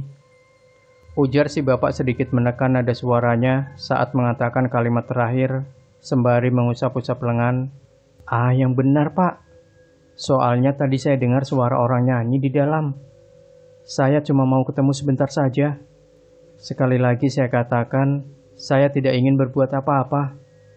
Jadi saya mohon sudi kiranya bapak percaya pada saya. Astaga, bukannya bapak tidak percaya. Iya, bapak percaya sama kamu. Tapi yang bapak katakan juga serius. Wanita itu sudah meninggal. Ditemukan gantung diri di kamarnya seminggu yang lalu. Ujar si bapak. Gertak! Suara benda jatuh dari dalam rumah mengagetkan keduanya. Si bapak nampak tegang. Lalu ia berlari sekencang-kencangnya menjauhi rumah tersebut, meninggalkan Indra yang melongo kebingungan. Merasa tak ada respon dari si wanita penghuni rumah, Indra memutuskan untuk pergi. Namun sebelum pergi, ia mengetuk pintu itu lagi sebanyak 3 kali. Setelah itu ia berjalan ke arah rumah yang lampunya masih menyala. Tok tok, permisi. Kring. Dari dalam keluar seorang bapak bertubuh agak tambun dengan wajah yang cukup sangar. Mau cari siapa? Itu pak, maaf sebelumnya sudah mengganggu malam-malam begini. Saya mencari wanita yang tinggal di rumah sebelah sana itu. Tapi sejak tadi saya ketok-ketok pintunya, tidak ada yang keluar. Tadi juga ada bapak-bapak yang bilang kalau wanita itu sudah meninggal seminggu lalu karena bunuh diri. Tapi saya yakin kalau bapak-bapak itu berbohong. Laki-laki itu mengerutkan keningnya. Ia menatap Indra dari rambut sampai ke ujung kaki. Ma, sini sebentar. Sesaat kemudian seorang ibu-ibu keluar. Ada apa? Tanyanya pada sang suami. Pemuda ini mencari perempuan yang bunuh diri itu. Tapi dia nggak percaya kalau si itu sudah meninggal seminggu yang lalu. Oh, memang benar. Perempuan itu sudah meninggal seminggu yang lalu. Kalau anak tidak percaya, mari ibu antarkan ke makamnya. Dek. Tadi saya mendengar suara orang nyanyi di dalam rumah itu, Bu. Pak. Si ibu dan si bapak saling bertatapan, seolah memberikan kode agar salah satu di antara mereka terlebih dulu berbicara. Rumah itu memang mulai angker setelah kematian penghuninya. Kalau lewat sana malam-malam sendirian, pasti terdengar ada suara orang nyanyi. Bahkan kadang-kadang yang melempar batu dari arah rumah itu. Nah, ada juga yang melihat perempuan tersebut berdiri di depan pintu, menghadap ke jalan. Iya, bahkan yang sempat melihatnya itu setelahnya jatuh sakit, sampai sekarang belum sembuh-sembuh, sahut si ibu. Jantung Indra berpacu lebih cepat dari biasanya. Ia tak menyangka jika wanita yang ingin ia temui sudah meninggal. Lalu setelah berpamitan pada bapak dan ibu penghuni rumah, Indra pun langsung berlari ke arah jalan yang dimana mobilnya tadi ia parkirkan. Mobil tersebut melesat dengan cepat meninggalkan area jalan di perumahan. Singkatnya, Indra sampai di dekat rumahnya Haji Mahrawi. Ia berlari dengan cepat ke arah rumah. Pikirannya sudah kemana-mana kala itu, antara takut, bingung, dan khawatir pada Indung. Melihat Indra berdiri di ambang pintu, suaminya Widya beranjak dan mendekatinya. "Ketemu, Indra." "Indung kenapa?" ujar Indra balik bertanya. "Tidak tahu. Sejak kau tinggalkan tadi, dia muntah-muntah terus. Lalu akhirnya pingsan," jawab suami Widya. "Ketemu sama orangnya. Tadi istriku bilang, orangnya sudah mati, dia bunuh diri," potong Indra cepat. Seraya melangkah masuk, ia berjalan ke arah kamar mencari Haji Mahrawi. Ternyata pamannya tersebut tengah melaksanakan sholat. Indra menghela nafas panjang, lalu duduk bersandar di depan kamar. Beberapa saat kemudian, Haji Mahrawi selesai sholat dan tengah berdoa. Saat itulah Indra masuk ke dalam kamar dan duduk tak jauh dari beliau. "Paman, apakah benar perempuan yang mengirimkan santet itu sudah mati?" tanya Indra tanpa basa-basi. Haji Mahrawi menoleh ke arah Indra. "Dia masih hidup, Indra. Hanya saja aku tidak bisa melihat wajahnya. Lalu yang meninggal bunuh diri itu cuma pura-pura. Kurasa kau sudah salah tuduh, salah orang. Jadi, oh, apa jangan-jangan selingkuhan laki-laki setan itu tidak hanya satu orang?" ucap Indra. "Ah, pantas saja," gumam Indra kesal. "Tapi Indra, aku baru saja menemukan sesuatu di tubuh Indung. Mungkin benda itu bisa kau jadikan petunjuk untuk menemukan pelaku sebenarnya," kata Haji Mahrawi seraya mengambil sesuatu yang terbungkus secari kain. "Apa ini, Paman?" "Buka saja, semoga kau paham." Perlahan-lahan Indra membukanya, matanya melotot saat melihat benda tersebut. "Rasanya aku pernah melihat benda ini, Paman," kata Indra. "Di mana?" "Aku lupa," gumam Indra seraya menepuk-nepuk jidatnya. "Sebentar, aku ingat-ingat terlebih dahulu." Cukup lama Indra duduk sembari menatap benda yang diberikan pamannya tadi. Ia mencoba mengingat-ingat di mana dulu pernah melihat benda tersebut. Tak terasa suara kokok ayam sudah mulai terdengar, saling bersahutan, membuat buyar lamunan Indra. Dan di saat yang bersamaan, bahunya disentuh oleh seseorang. "Indra, aku pamit dulu ya, soalnya mau kerja," kata suami Widya. "Ah iya, aku lupa," ujar Indra sembari mengeluarkan kunci mobil dari dalam kantong celananya. "Ini kuncinya. Maaf, aku lupa mengembalikan." "Terima kasih ya," ucap Indra. "Iya, kalau mobilku sendiri nggak apa-apa, Indra. Mau kamu pakai selama apapun, tidak masalah. Tapi masalahnya ini bukan punyaku," kata suami Widya pelan. Indra tertawa singkat. "Boleh aku menumpang sampai ke tempat motorku?" "Iya, silakan." "Istrimu nggak ikut pulang?" tanya Indra saat melihat Widya tertidur di samping Iin. "Enggak. Sepertinya istriku masih khawatir meninggalkan Iin." Keduanya berjalan keluar rumah menuju tempat mobil yang terparkir. Saat berada di dalam mobil, Indra mulai merasakan matanya yang sudah sangat mengantuk. Akhirnya ia pun tertidur. Indra, bangun Indra, sudah sampai," ujar suami Widya. Indra membuka matanya dan mengucek-uceknya beberapa kali, lalu keluar dari dalam mobil. "Terima kasih," ucapnya sebelum suami Widya pergi. Indra berjalan ke arah sepeda motornya dan berpapasan dengan salah satu perempuan yang menatapnya dengan tajam. Indra membalas tatapan itu dengan perasaan jengkel. Namun tiba-tiba ia teringat sesuatu yang membuat tangannya secara refleks menarik lengan perempuan itu. "Itu perbuatanmu kan?" "Aku baru ingat sekarang. Aku pernah melihat benda itu bersamamu saat aku kemari bersama polisi tempo hari," ujar Indra. "Apa yang maksud itu, ha? Aku saja tidak mengenalmu, dasar gila.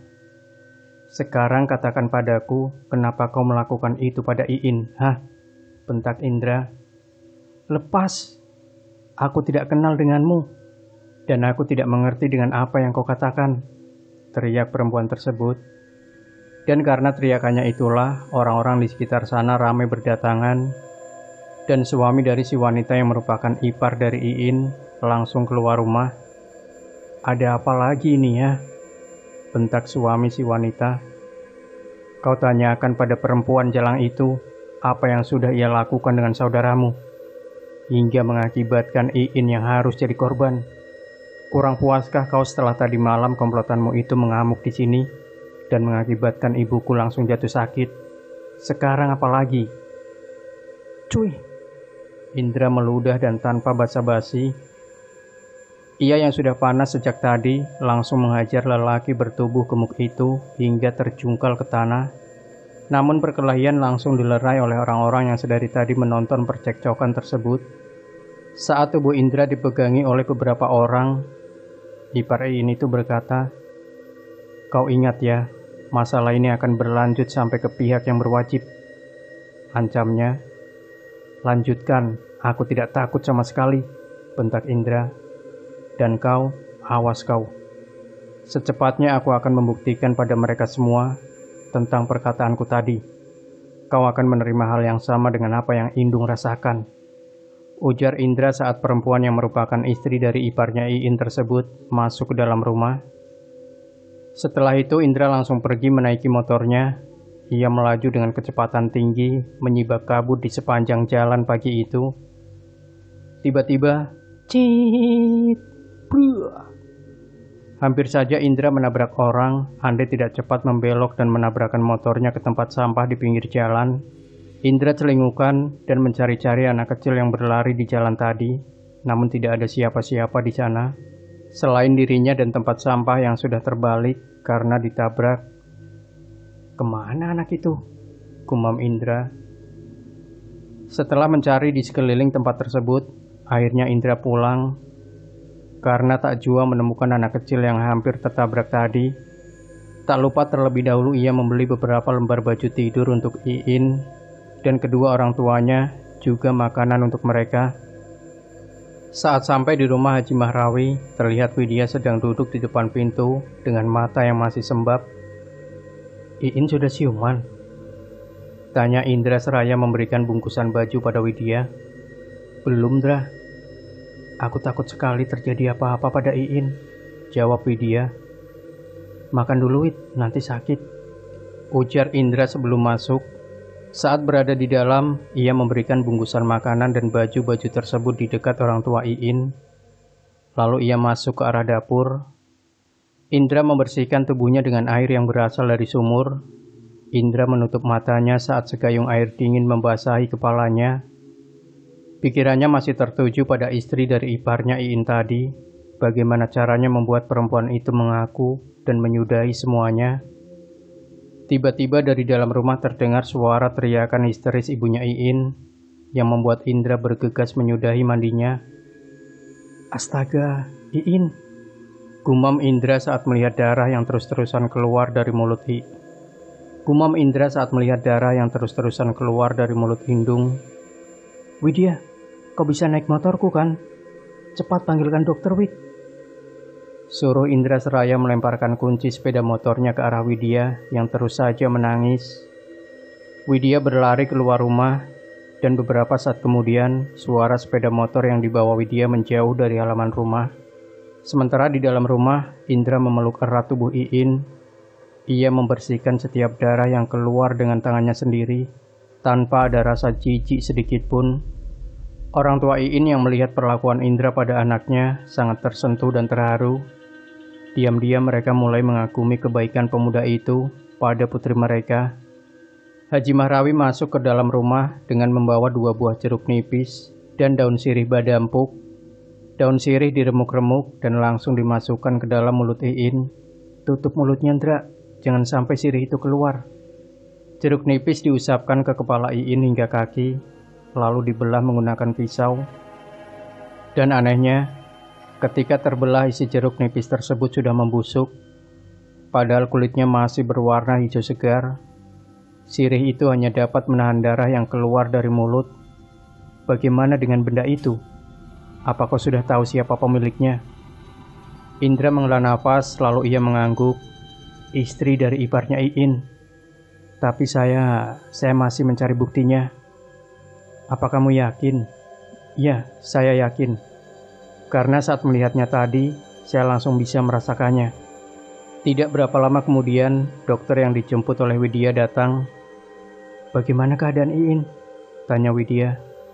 Masih seperti sebelumnya, jawab Indra pelan. Wid, kau mau ikut aku menunjukkan arah tempat kerja suaminya Iin? Tanya Indra. Widya mengangguk. Paman, saya pergi dulu. Secepatnya pelakunya pasti akan saya temukan, ucap Indra seraya meletakkan kepala Iin ke atas bantal. Setelah membersihkan dirinya, Indra dan Widya bergegas berangkat. Di sepanjang perjalanan keduanya sama-sama diam. Tak ada banyak percakapan di antara mereka, hingga sampailah mereka di sebuah pos security. Di sana mereka tak bisa masuk. Ini masalah nyawa. Saya mau secepatnya bertemu dengan bapak ini. Baik, tunggu sebentar. Setelah sekitar 20 menit menunggu, akhirnya suami Iin datang. Indra langsung menyeretnya untuk keluar dari wilayah pos security tersebut. Sementara Widya membawa motor milik Indra. Ada apa lagi ya? Kau tidak usah memintaku untuk menceraikan Indung. Aku memang akan menceraikannya, ujar laki-laki itu seraya melepaskan tangan Indra. Ada hubungan apa kau dengan istri saudaramu? Tanya Indra tak mau melepaskan tangannya dari lelaki tersebut. Apa sih? Masih kurang jelaskah pertanyaanku di telingamu? Ada hubungan apa antara kau dan istri saudaramu? Aku sudah tahu semuanya. Dia yang membuatmu sakit, dan sekarang malah Iin yang jadi korban. Kau pasti ada main kan dengan iparmu itu? Kau ini bicara apa sih? Ujarnya masih berusaha mengelak. Plak! Widya menampar suami Iin dengan penuh emosi. Orang seperti dia itu jangan ditanya secara baik-baik. Gak akan ngaku dia, ujar Widya sembari memungut batu dan melemparkannya tepat mengenai hidung suami Iin, yang tentu saja membuat marah laki-laki tersebut. Namun saat ia akan menampar Widya, Indra lebih dulu menghalanginya. Kalau kau berani, jangan sama perempuan. Sini, kita 1 lawan 1, bentak Indra. Perkelahian di antara kedua laki-laki itu pun akhirnya terjadi. Suami Iin yang sudah tersulut emosi langsung memukul wajah Indra yang membuat hidungnya berdarah. Setan kau, umpat Indra. Keduanya berguling-gulingan di tanah sambil terus bergantian saling memukul. Hingga sesaat kemudian, leher Indra berhasil dicekek oleh lawannya, hingga wajah Indra mulai memerah.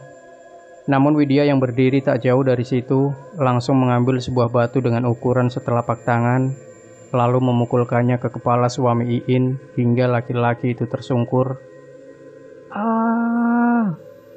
Jerit Widya ketakutan melihat darah yang merembes keluar dari kepala suami Iin. Tak apa Wid, tak apa. Dia belum mati, ujar Indra menenangkan. Aku takut masuk penjara, Indra. Isak Widya menjatuhkan batu di tangannya. Kau tak akan masuk penjara.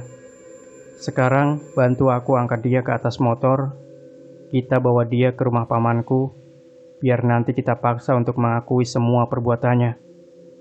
Dengan tangan gemetar, Widya membantu Indra, dan selama perjalanan Widya merasa sangat ketakutan akan bayang-bayang polisi. Tutup kepalanya, Wid, jangan sampai menarik perhatian orang-orang. Singkatnya mereka pun akhirnya sampai. Indra langsung menggotong suami Iin untuk masuk, lalu mengikat tangan dan kakinya. Orang tua Iin dan Haji Mahrawi dibuat kaget dengan perbuatan Indra. "Kenapa berdarah-darah begini, Indra?" tanya Haji Mahrawi. "Dia hampir membunuhku, makanya terpaksa ku buat seperti ini," jawab Indra seolah-olah dirinya lah yang melukai laki-laki tersebut. "Ambil air, Wid," suruh Indra. Dengan tangan gemetar, Widya memberikan segelas air putih pada Indra. Lalu tanpa ragu-ragu Indra menyiramkan air putih itu ke wajah suami Iin. "Bangun, jangan berpura-pura lagi," bentak Indra. "Indra, aku tahu niatmu baik, tapi dia ini memang benar-benar pingsan. Perlakukanlah dia selayaknya manusia, Indra." "Manusia? Kukira tadi dia hewan, karena cuma hewan yang menyebar bibit lalu ditinggalkan," jawab Indra seraya duduk. Haji Mahrawi menggelengkan kepalanya mendengar jawaban dari keponakannya itu. Setelah menunggu cukup lama, suami Iin akhirnya mulai siuman. Ia meringis, mungkin karena luka pada kepalanya. Saat Haji Mahrawi ingin memberikan air minum pada lelaki tersebut, Indra langsung merebut gelasnya. "Paman, jangan terlalu baik padanya. Sekarang cepat kau ceritakan ada hubungan apa antara kau dan iparmu itu, hingga dia mengirimkan penyakit padamu dan Iin," tanya Indra yang tentu membuat kaget kedua orang tua Iin. Sementara Widya sudah mulai tenang karena suami Iin belum mati. "Jawab," bentak Indra. "Ya, memang kami pernah menjalin hubungan terlarang. Aku juga menidurinya sampai hamil. Hubungan itu terjalin sampai bertahun-tahun lamanya, dan sampai sekarang pun tidak pernah ketahuan. Tapi saat Iin tahu tentang perselingkuhanku dengan wanita warung yang kau pun sendiri tahu, dia juga mengetahuinya karena perkelahian antara aku dan Indung malam itu," ujar suami Iin pelan. "Ya Tuhan." Ishak ibunya Indung membenamkan wajahnya di bahu sang suami. "Dasar binatang," umpat Indra. Dan sekarang malah Indung yang harus jadi korban santet dari selingkuhanmu itu. Dan kau tidak mengurusnya, bahkan mengobatinya pun tidak," bentak Indra. "Ya, aku mengaku salah, tapi semuanya tidak sepenuhnya salahku, karena aku sudah cukup lama mengharapkan anak dari Indung. Tapi apa? Sampai sekarang pun dia belum juga hamil." Indra tersenyum sinis. "Oh, jadi alasannya anak." Plah! Indra menampar laki-laki tersebut dengan sekuat tenaga. "Indra!" ujar Haji Mahrawi sembari melemparkan botol kosong ke arah Indra. "Manusia seperti ini memang harusnya dimusnahkan, Paman. Dia sebetulnya menyadari kesalahannya, tahu akan kesalahannya, tapi dia tetap saja tak mau disalahkan dan malah balik menyalahkan orang lain. Seharusnya kalau kau ingin Indung hamil, manjakan dia. Jangan biarkan dia mengerjakan pekerjaan rumahmu seperti pembantu. Kau rawat dia, sayangi dia, tapi ini tidak. Kau malah bermain api dengan iparmu sendiri. Cuy, kau tahu jenis manusia sepertimu itu lebih najis dibandingkan seekor anjing sekalipun," ujar Indra. "Aku sudah menjawab semua pertanyaan-pertanyaanmu, tapi kau masih menamparku. Hanya manusia lemah yang beraninya dengan lawan yang terikat," ujar suami Iin mulai memanas-manasi Indra. "Oh, baik. Kau ingin menantangku berkelahi lagi, ha?" Haji Mahrawi mencegah Indra yang akan membukakan ikatan tali pada suami Iin. "Tujuanmu membawa dia untuk apa, Indra? Apakah hanya untuk berkelahi?" Indra menarik napas panjang, kemudian ia berjalan menjauhi suami Iin. Lalu Haji Mahrawi mendekati si lelaki. Ia memegang kepalanya sembari memejamkan mata. Setelah itu Haji Mahrawi mengangkat baju di bagian punggung suami Iin. Ternyata di pinggangnya ada sebuah benang hitam yang terikat melingkar di pinggangnya. Dan setelah benangnya diputus, Haji Mahrawi menariknya. Di tengah-tengah benang terdapat buntalan bertuliskan huruf Arab. Namun saat dibuka dan dibaca, makna tulisannya sangat menyimpang. dan tentu itu bukanlah dari guru-guru ataupun kiai, melainkan dari seseorang yang sesat, dan entah siapakah itu. Haji Mahrawi tidak mengetahuinya. "Apa ini?" tanya Haji Mahrawi. "Raja," jawabnya singkat. "Bukan, setauku raja tidak seperti ini." "Itu memang benar-benar raja." "Dari siapa kau mendapatkannya?" "Sepenting itukah? Lebih baik kalian lepaskan aku. Aku berjanji tidak akan membawa masalah ini ke kantor polisi." Perlahan-lahan Haji Mahrawi melepaskan tali yang mengikat lelaki tersebut dan membiarkan untuk pergi.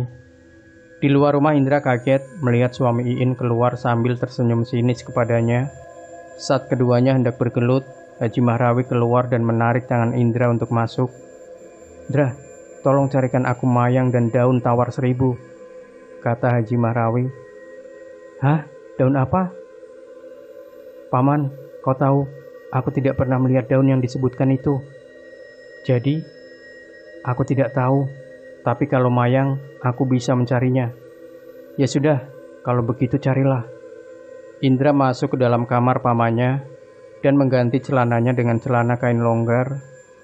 Ia juga membawa parang keluar rumah dan berjalan mencari pohon pinang ke arah kebun. Sekitar setengah jam kemudian, Indra kembali sembari menenteng mayang yang dipinta oleh Haji Mahrawi sebelumnya. Namun terlihat lututnya berdarah cukup banyak. Saat melihat keponakannya sudah kembali, Haji Mahrawi pun keluar rumah dan mengambil beberapa daun yang tumbuh di samping rumahnya. "Oh, jadi itu daunnya. Andai aku tahu dari awal," ujar Indra seraya duduk di tanah beralaskan papan. "Paman, apa ada kemungkinan Iin bisa sembuh?" tanya Indra pelan. "Insya Allah, kemungkinan itu pasti ada, Indra. Apalagi kalau Allah sudah berkehendak, yang mati pun bisa Ia hidupkan lagi." "Aku serius, Paman." "Kamu kira aku tidak serius?" "Ya sudah, saya mau mandi dulu," ucap Indra. Saat Indra selesai mandi, ternyata Indung yang sudah dipakaikan sarung dan ditutupi dengan kain hitam itu dibawa keluar rumah. Ia dipeluk oleh Widya. Di depannya juga sudah ada seember besar air yang sudah dicampur dengan mayang dan minyak likat. Saat gayungan pertama, Haji Mahrawi mendoakan air tersebut sebelum diguyurkan ke kepala Indung. Setelahnya kepala Indung diusapkan dengan daun mawar 1000, lalu berlanjut ke gayungan kedua dan ketiga dengan proses yang sama. Setelah air di ember sudah bersisa setengah, Indung pun dibawa masuk ke dalam rumah. Ia kembali dipakaikan baju oleh Widya dan ibunya. Namun Indung masih belum sadarkan diri. Barulah setelah tengah malam, Indung bangun dan mulai bisa menggerakkan tangannya serta kakinya. Meskipun belum bisa sepenuhnya duduk, Indra tersenyum senang dan membantunya untuk minum. "Sudah mulai enakan?" tanya Indra yang dijawab dengan anggukan oleh Indung.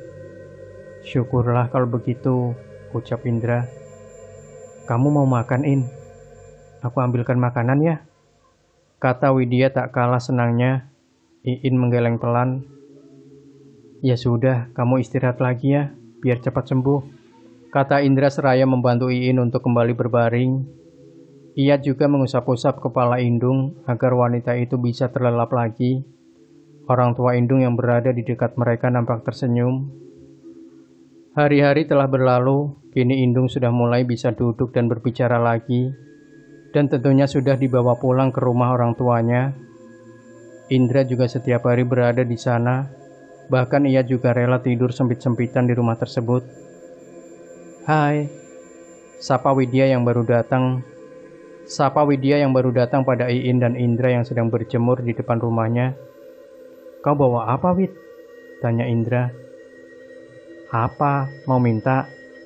"Enggak ya, ini khusus buat Iin," ujar Widya seraya memasang raut wajah sinis. "Oh, jadi ceritanya kamu mau balas dendam yang kemarin? Ya sudah. Lihat, In, teman macam apa dia itu?" kata Indra sembari memasang wajah cemberut yang membuat Iin tersenyum. Ada Nak Widya. Sekalian saja kalau begitu, kita makan yuk," Ibu sudah masak. Ada asam manis ikan telang, ikan asin bakar, dan sambal acan. Dengan lalapnya puruk singkong, ujar ibunya Iin mengajak ketiganya untuk makan. Widya berlari ke arah pintu rumah dan setelah melepaskan alas kakinya, ia pun masuk lebih dulu ke dalam rumah. Indra menurunkan Iin dari gendongannya dengan sangat lembut. Ia juga mengikatkan rambut Iin agar tidak mengganggunya saat makan. "In, aku bawakan bubur ayam untukmu. Ini juga ada daging masak bistik kesukaanmu," kata Widya. "Wah, banyak tuh, Wid. Minta sepotong," ujar Indra. "Semuanya boleh makan, kecuali kamu," ketus Widya. "Dasar pelit." Mereka semua menikmati hidangan sederhana tersebut dengan sangat lahap. Sementara Indra masih menyuapi Iin, Widya tersenyum-senyum melihat keduanya. "Kudoakan kalian berdua bisa segera sah ya, In," kata Widya. "Amin," sahut Indra. Hari itu Widya datang ke rumah Indung dengan raut wajah yang tak bisa dijelaskan. "In, aku mau cerita, tapi kamu jangan kaget ya. Mantan suamimu tadi pagi meninggal." "Hah? Yang benar?" sahut Indra. "Iya, saat aku lewat di depan rumahnya itu banyak sekali orang-orang. Pas ditanya itu jawabannya mantan suami Iin meninggal setelah sebelumnya jatuh sakit," jawab Widya. "Karma," gumam Indra.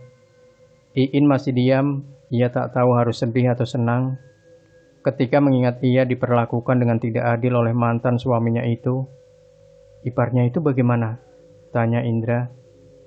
"Tidak pernah kelihatan lagi," jawab Widya. "Mati juga." "Mana ku tahu, Indra." Percakapan mereka terhenti ketika ayah Iin pulang dan mengajak mereka untuk segera makan. 5 bulan setelah kematian mantan suaminya Iin, kini Indung sudah sehat kembali. Ia sudah bisa berjalan dan berlari-lari. Ia juga diajari mengendarai sepeda motor oleh Indra dan diberikan sebuah motor metik oleh Indra. Sebagai tanda awal, ia ingin segera meminang wanita yang dicintainya tersebut. Indra juga membelikan sebidang tanah persawahan untuk calon mertuanya dan rumah yang diperuntukkan Indra pada Iin pun sudah 99%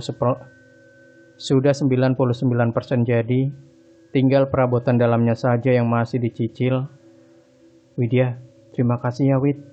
Kamu sudah jadi sahabat sekaligus saudaraku selama ini," ucap Iin. Widya tersenyum dan langsung memeluk Iin dengan erat. "Kamu jangan bilang makasih, In. Aku ikhlas melakukan semuanya untukmu," ujar Indra membuyarkan suasana haru dua sahabat itu. "Ada apa sih, Indra? Ganggu aja," kata Widya. "Itu disuruh masuk sama Mama," jawab Indra. Widya melotot. "Apa tadi, Indra? Disuruh masuk sama siapa?" "Mama." "Apakah ini tanda-tanda kalau..." ujar Widya tersenyum lalu menatap Iin dengan tatapan menggoda. "Apa sih, Wid?" kata Iin lalu berjalan sambil berpegangan dengan tangan Indra. Demikian Sobat Misteri Sunyi Mencekam. Jangan lupa berikan komentar Anda, like, share video ini, subscribe channel Sunyi Mencekam, dan kembali nantikan cerita-cerita misteri terbaru dari kami. Wassalamualaikum warahmatullahi wabarakatuh.